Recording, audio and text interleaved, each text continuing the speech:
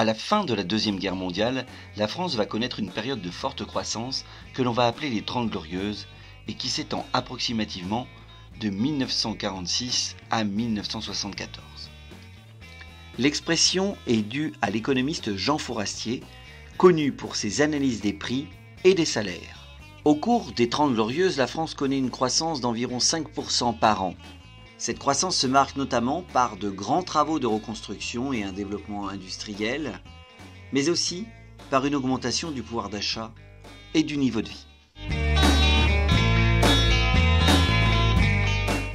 Sur le plan démographique, de 1945 à 1965, c'est le baby-boom.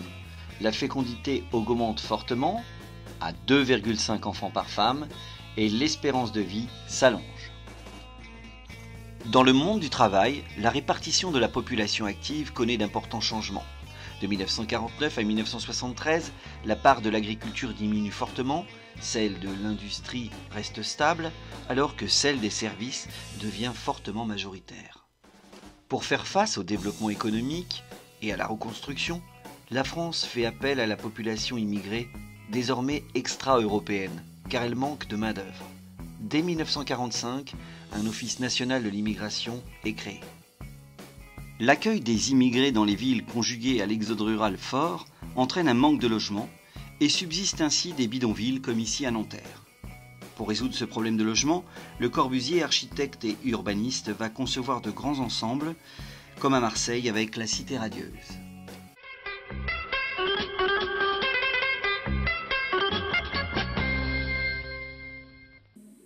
Rêve! Un rêve? Non, madame, une réalité. Avec les machines à laver, Flandria. Avec le bloc laveur semi-automatique Flandria, vous pouvez tremper, bouillir, blanchir, rincer, essorer. Les années 50 et 60 sont marquées par le développement de la société de consommation de masse, facilitée par le crédit et la publicité, où la femme n'est pas toujours dans une position avantageuse.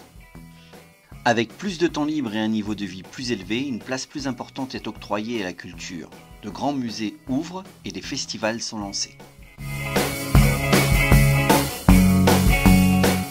Les jeunes des années 60, qu'on appelle les yéyés, vont partager une culture commune. Ils ont leur musique, leur danse, comme le rock, en rupture avec leurs aînés. Ils partagent des émissions de radio, des magazines, et sont influencés par des stars de leur âge dont on suit la mode. Cette génération va peu à peu développer des aspirations nouvelles, se sentant à l'étroit, notamment en raison de la rigidité des mœurs. Ces contestations atteindront leur paroxysme en mai 68, et c'est d'une université, celle de Nanterre, d'où partira le mouvement de mécontentement qui paralysera le pays tout entier. La volonté de plus de liberté, de plus de mixité, sera au cœur des enjeux de la jeunesse. Un autre groupe, celui des femmes, aspire de plus en plus à s'émanciper de la domination masculine. Des associations comme le Mouvement de libération de la femme et de grandes féministes comme Simone de Beauvoir vont défendre l'égalité des droits entre les hommes et les femmes, mais aussi le droit pour ces dernières de disposer de leur propre corps. Ce combat sera aussi celui de la contraception et de l'avortement. Suite au premier choc pétrolier de 1973, la France s'enfonce dans la crise économique dans les années 1970. En 1985, marquée par une désindustrialisation, la France, avec 2 200 000 emplois, connaît un chômage durable et la précarité devient pérenne. Face aux frustrations, des réactions xénophobes se font jour et durant la même période, le Front National, parti d'extrême droite, apparaît sur la scène politique en gagnant des électeurs. Après mai 68, les jeunes vont obtenir gain de cause. À partir de 1974, la majorité est fixée à 18 ans au lieu de 21 ans. L'enseignement va se démocratiser. En 1975, la mixité devient obligatoire dans les établissements scolaires et le collège unique est instauré. De même, l'accès à l'université est facilité. Pour les femmes, après avoir obtenu avec la loi Neuwirth en 1967 le droit d'utiliser les moyens de contraception, elles mènent un dur combat pour faire légaliser l'IVG, interruption volontaire de grossesse.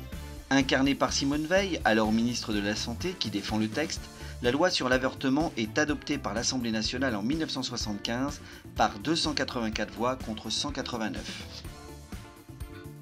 Face à la précarité, les politiques, mais aussi la société civile réagissent. En 1988, le revenu minimum d'insertion est créé pour venir en aide aux plus démunis. Dans le même esprit, des associations comme les Restos du Cœur, créées par Coluche, un célèbre humoriste, distribuent des repas gratuits. Pour lutter contre les réactions xénophobes et freiner la montée du Front National, des associations comme SOS Racisme organisent des marches de fraternité, alors que dans le même temps, l'État généralise les visas pour les nouveaux venus immigrés.